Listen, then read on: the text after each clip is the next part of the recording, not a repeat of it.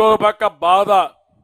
Polavaram project ఈరోజు చూస్తే 72% మనం పూర్తి చేసి డయాఫామ్ వాల్ మునిగి కొట్టుకొని పోయింది.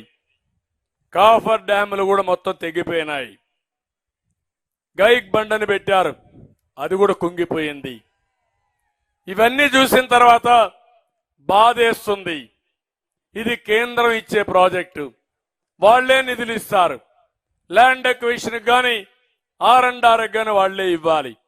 అలాంటి మంచి ప్రాజెక్టు కూడా నాశనం చేసే పరిస్థితికి వచ్చాడు.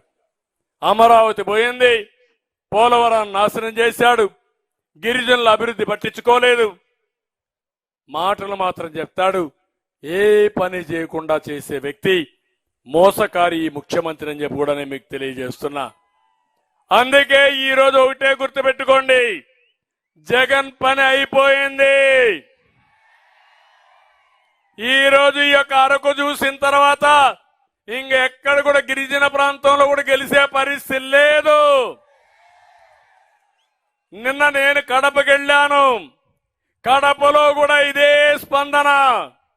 వాళ్ళు ఒకటి అడిగారు నన్ను, ఊ కిల్డ్ బాబాయ్, ఊ కిల్డ్ బాబాయ్.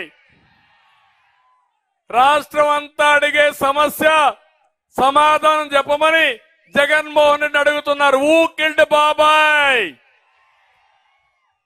బాబాయిని చంపిన వాళ్ళకు ఓట్లేస్తారా తమ్ముళ్ళు? మీరు వేస్తారా అని మిమ్మల్ని అడుగుతున్నా.